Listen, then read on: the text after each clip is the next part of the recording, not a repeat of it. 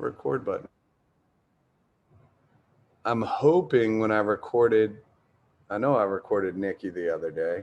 I need to go download it today, but I was logged in as Mark and Judy when I went to log in today, and I'm wondering why that is, because I know I was on my computer the whole training the other day. So, and I know I was handling the mute too, so I had to have been the one doing it. So, welcome everyone, and welcome to the Mindset Matters call tonight. It's I always say it's interesting because people are interesting. Yet, we do these calls, and we have calls that are basically that are focused in on training of what to do, how to do it, and basically the ABC 1, 2, 3s of the business. And then we do a call like this to talk about maybe the internal dialogue or what emotionally we might be going through, because it's never the how to, but it's always basically it always boils down to an internal dialogue that we have. And last week I was the one hosting the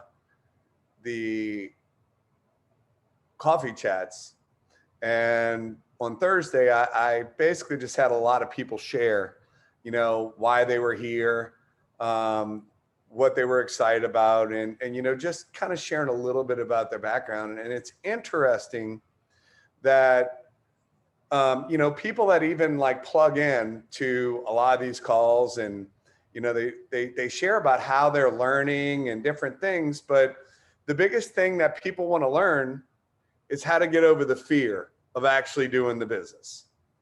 And it's funny because what we do is so freaking simple, but then we create an internal dialogue of, I'm afraid to talk to people, or, basically it always boils down to worrying about what other people think.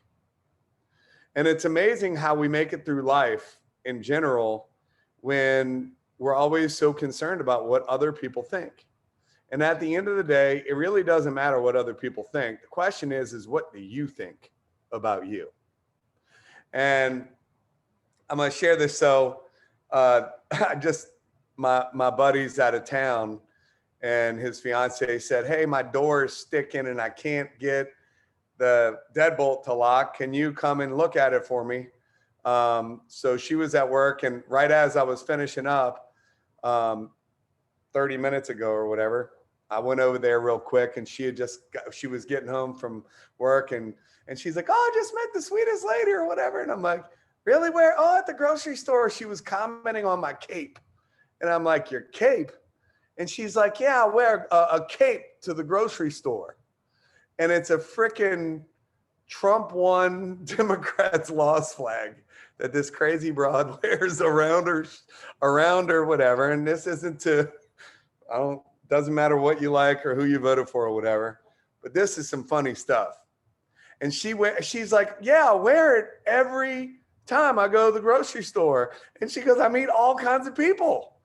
And I'm like, does anybody ever say anything negative? Because that could be something that you'll have people that are extreme one way or another. And she's like, no, some people look at me and you could tell that they want to say something mean, but they don't. And she goes, mainly everybody will comment positive stuff and they laugh and whatever. So I don't know if y'all can see this. I had to take a picture of it. I'm like, this girl is crazy, right? And I wanted to share that because like that, look, I don't share, like I don't have, I'd go into some different rallies or whatever, but I don't ever talk to anybody about who I'm voting for or whatever. And I normally don't, especially in terms of business, because people feel one way or another. I just don't bring it up, right?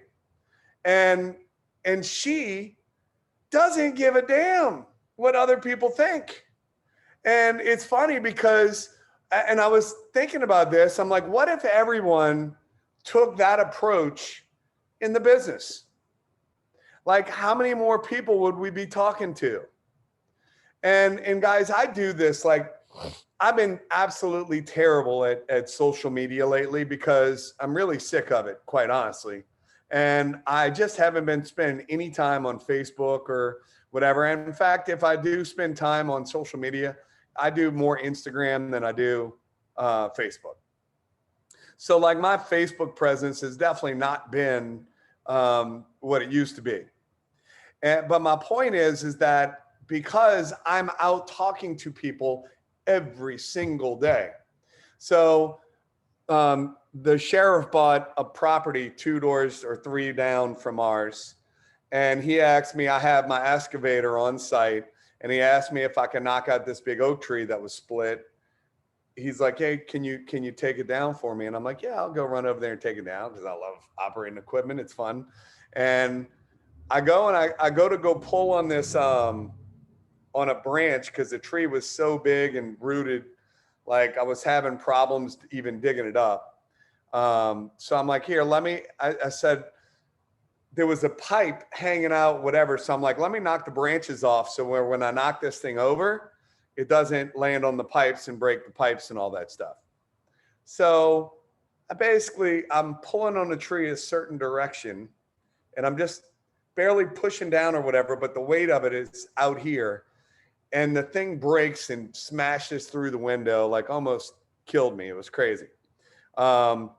Luckily, the cab stopped it from coming in any further. It was this far from my knee. But point being is I go and I buy a new window and then I go to replace it and then it breaks as I'm trying to put it in. So I just call up a place. I'm like, come fix the window. It breaks on them when they're trying to replace it. And then they had to put another one in. But while they were there, they were like, well, what do you do? Because they're like, they knew this was my property, knew I had this machine. And they're like, what do you do? And I'm talking to the owner. We had mutual friends and we're just talking about, he has multiple businesses. And I'm like, have you heard of the Happy Coffee everyone's been talking about? Then another guy I have another mutual friend that sent another dump truck company over to bring me free dirt because I just attract free stuff now. Free dirt is like coming in, like going out of style. Basically, this guy starts bringing in dirt. Well, I start talking to him. The guy's real personable and he's the owner of the company. I think he has 8 or 9 trucks and these are $200,000+ trucks. Like these are really nice dump trucks. And, as we're talking, he's like, what do you do? I'm like, well, have you heard of the Happy Coffee everyone's been talking about? So I'm sampling the guy that broke my whatever. I'm sampling the freaking dump truck driver. I'm sampling and sending out links or whatever. Then I go to a friend's house and he has a bunch of people over there for the fight. I watched the Conor McGregor fight, right? And so I'm like really tired. And guys, it's so freaking simple. Like I literally come in there with a box of Happy Pills, right? And I'm like, oh, dude, you got to try this. Like, it's great. Like, especially if, people were drinking, but it's crazy. Like, it'll literally sober you up or like you feel good for a long period of time, no matter what time you take them. So I'm sampling people and they're noticing a difference while we're there and saying, hey, give me information on that and send them whatever. So I'm prospecting and I'm sampling people everywhere I go. And it's funny, as I was talking to the dump truck driver, and he's like, so, and I was telling him, I'm like, yeah, a friend of mine shared this, just share my story. I was at the lowest point of my life. A friend of mine shared this. It sounded too good to be true. That coffee would do that. And why do I say it's too good to be true? Do people not think when you talk about something good that it's too good to be true? Right? But people are skeptical. And a lot of times, the more you talk about something, the more skeptical they become. Like, especially if you're like hyping it up. Like, I don't know about you, and it doesn't matter what your belief system is on this. But after I hear commercial after commercial after commercial, lotteries where they're going to give free tickets into the Statue of Liberty if you get vaccinated, and we're going to give you this, and we're going to give you that, and they're giving away $1 million. That makes me skeptical. Like, why in the world do you have to give all this stuff away if it's so amazing, right? That's just me. Whole nother conversation not going to get into. But the point is that when people push something, the more they push, the more it automatically makes us push back. So I always share the fact that I'm skeptical. So basically, I'm like, I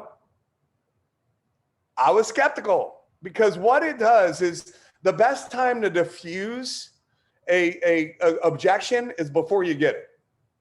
So instead of saying or using feel, felt, found, like when you say, hey, oh, I was skeptical too. But what I found out was, I know exactly how you feel.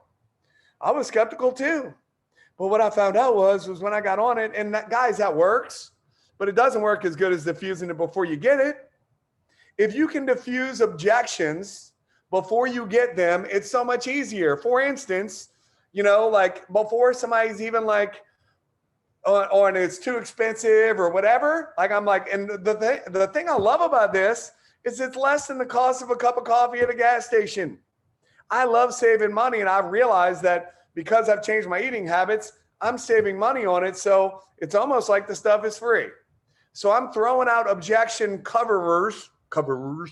I throw out things before I get the objections, so where I don't get the objections. Does that make sense? So basically, you want to try to handle objections before you get them. So I'm talking to the guy, and I'm also like, he makes a comment, something to the effect when I shared what it did, and then basically how fast we grew, because I'm talking to a business person, and I'm like, and the crazy part is I said, I'm working every day. To every person I'm talking to, I'm working, but I never feel like I'm working because I love what I do.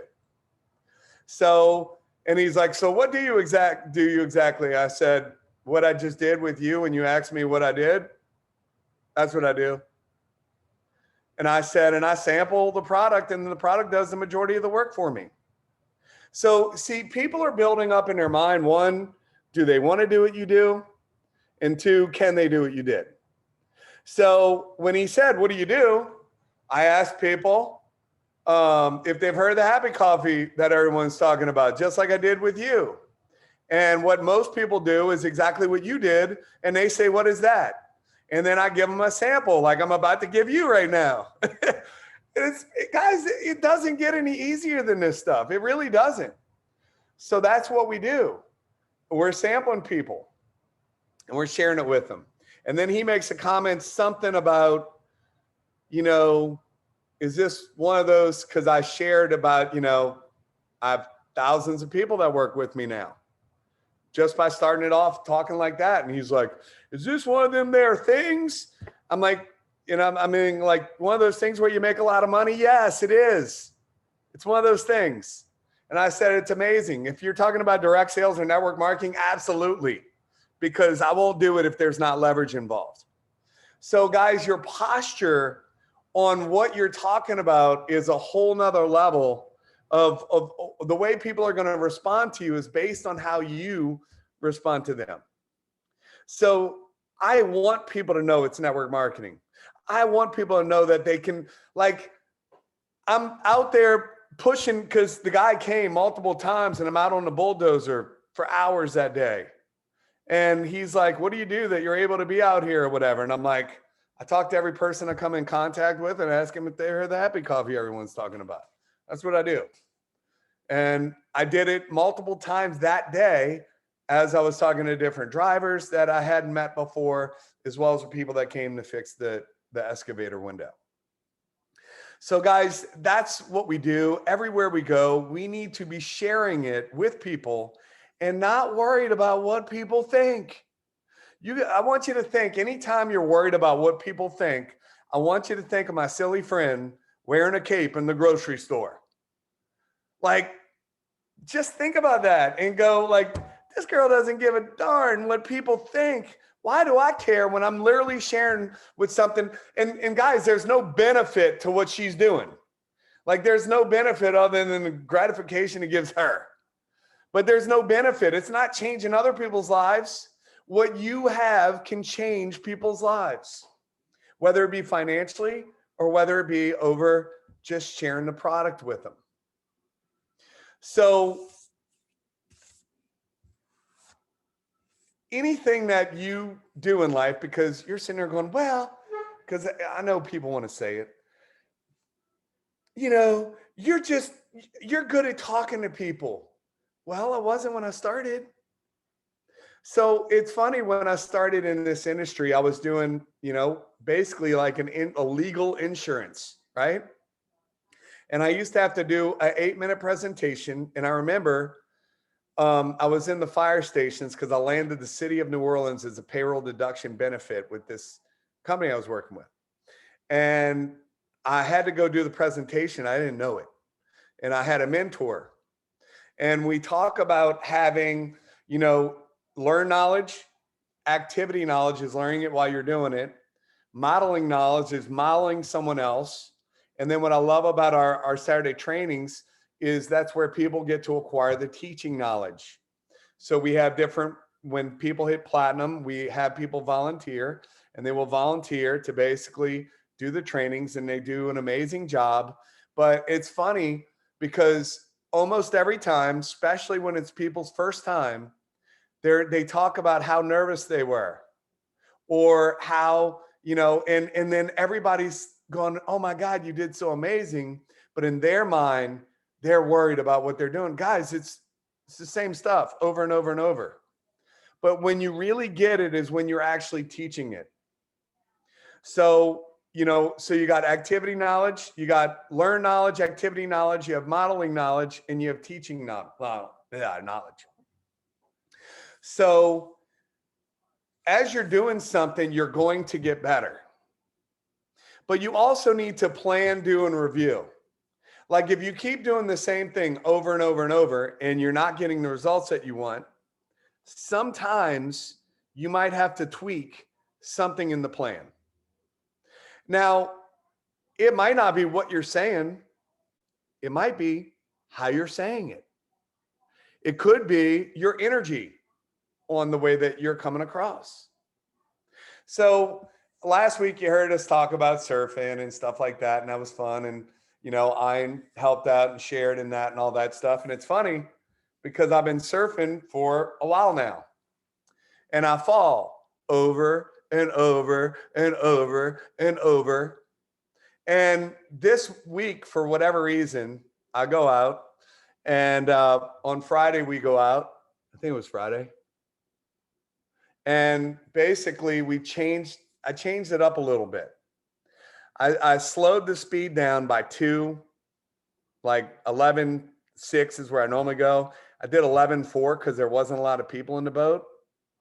I prefer the faster speed. Now, I don't know if it was that, or I also changed the fins on the board I was using to just a little bit smaller fin. Don't know if it's that either. But, I do I try to do the 360s, and lately I'll land some, but I'm not landing them the way that I go watch. In fact, I was talking to Sean right before this call, and he's like, I was watching Ashley Kidd. Ashley Kidd is this pro surfboard girl that's just phenomenal, right? And she's basically, she makes it look like when I watch myself and I'm sitting there going, wow, I suck, right? Is what my internal language is when you watch this girl freaking totally just unbelievable. Like, you cannot even like this stuff, but you would enjoy watching her because she's so freaking good. So he's telling me, he's like, she just makes it look so easy. And it's just like when you say, and you see somebody that might have been doing this business longer than you, you're like, well, they're just so good.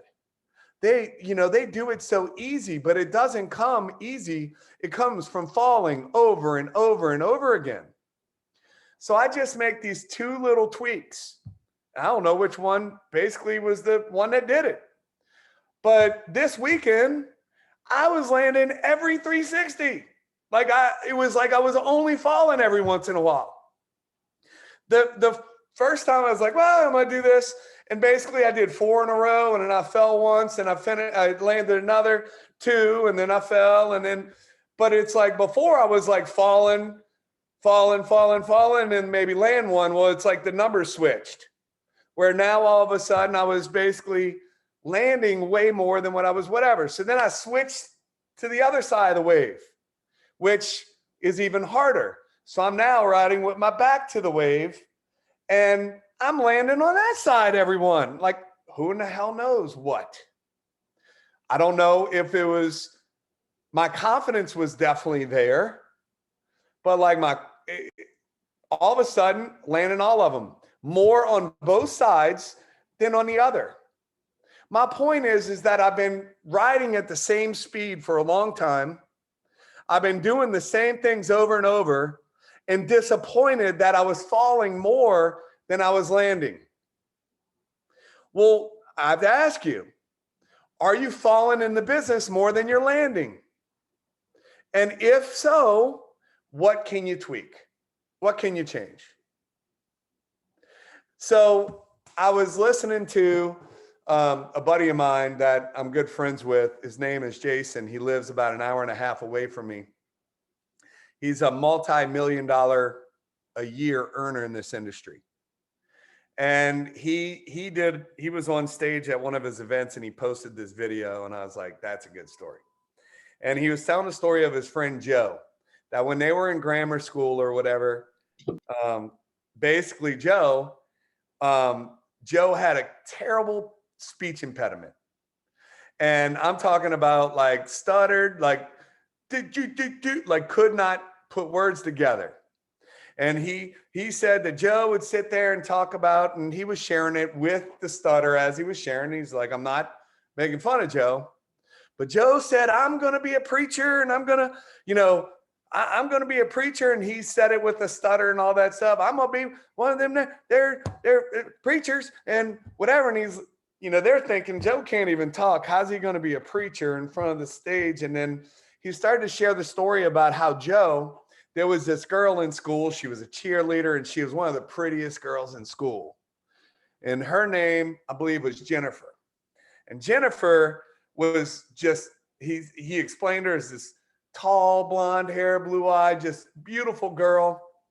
And Joe was determined he was going to ask out Jennifer and he's going to go on a date with Jennifer. And he's telling them, oh, I'm going to go out with Jennifer and I'm going to ask her out and whatever. And he's telling them this for months.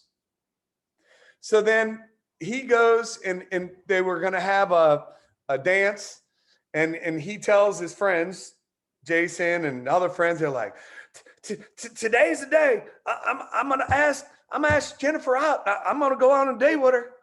And basically he walks up to her. So they're like talking about it. They're hiding around the tree. They're like, we got to see this. Like, this is going to be wild. She's one of the prettiest girls in school. They're all intimidated to ask her out.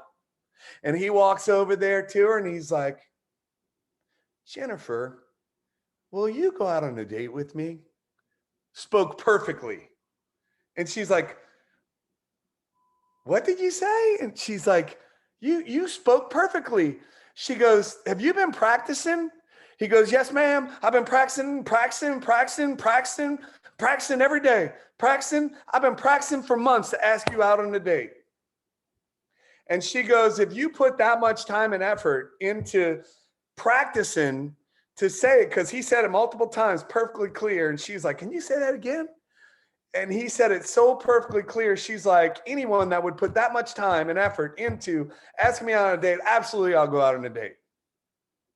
And basically, as he finishes up the story, the thing is that when you want something so bad, when you need to have something so bad that you're willing to put that time and effort, put in that energy into doing it, guys, there's nothing that can stop a person that will not take no for an answer.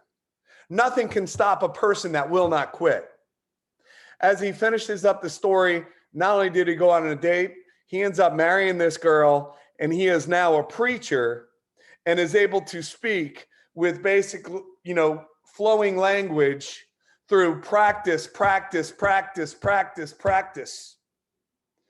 And many of you all have a dream on what you say that you want. You say that you want to have success. You say that you want to have this life. You say that you want to basically create, greatness in this company. You want to build a business, but are you willing to do the practice?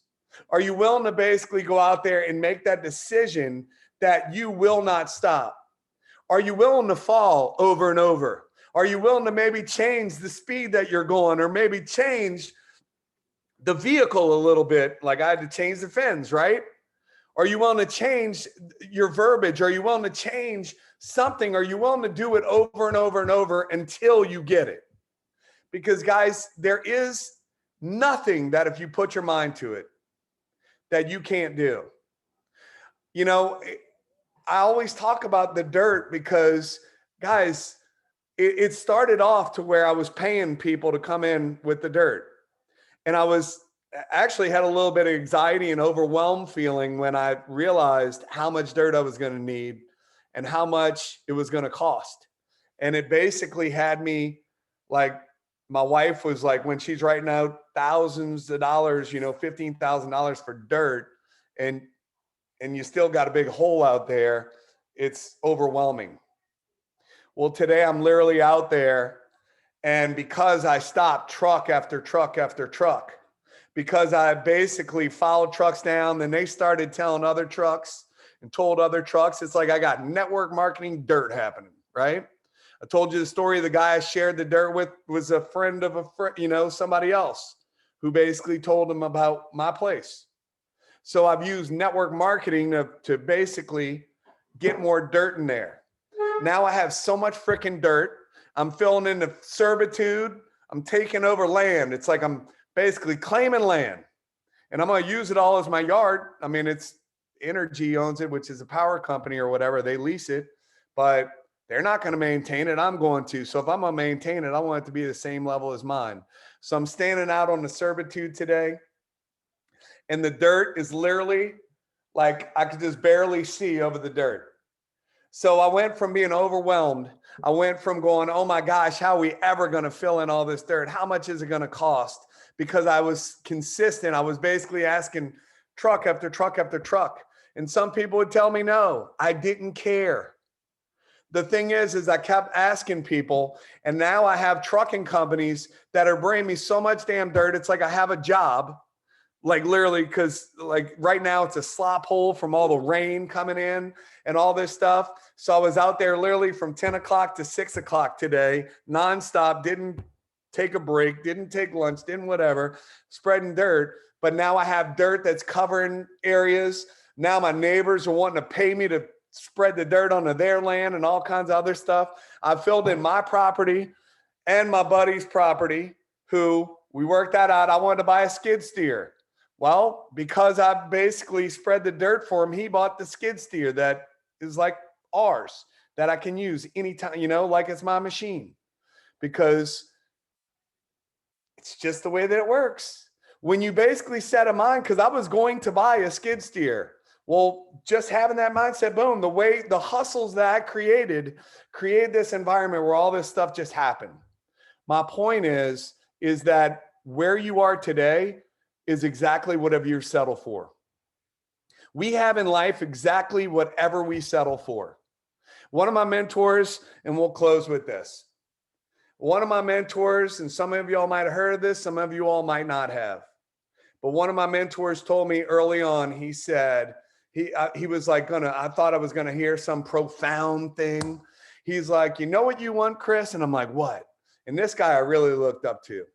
And I was like waiting for this some profound thing. And he's like, you know what you want? And I'm like, what do I want?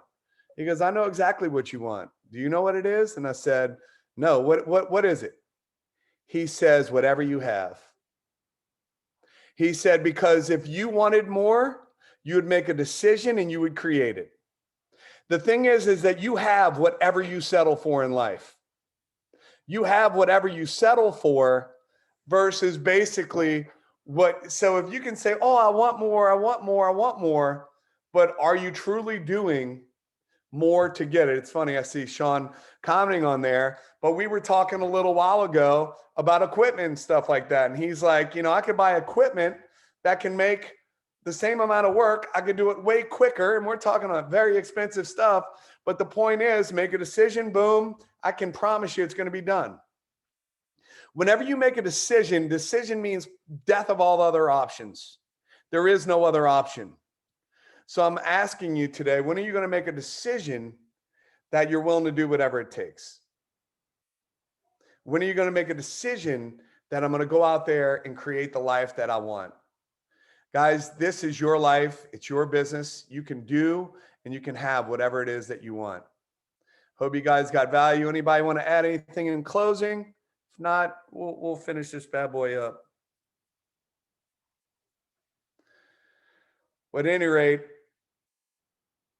good night, guys. Hope you got value. Appreciate You rock. it. We appreciate you. That was awesome. Thanks, Chris. Appreciate it, man. Always Thanks, great. Chris. Thank you. Thanks, Thanks, brother. Chris. Great Yeah. call, Chris. Good Thank night. you. Good night. Good night, Thank buddy. you. Thank you. Good night. Thank you. Good night.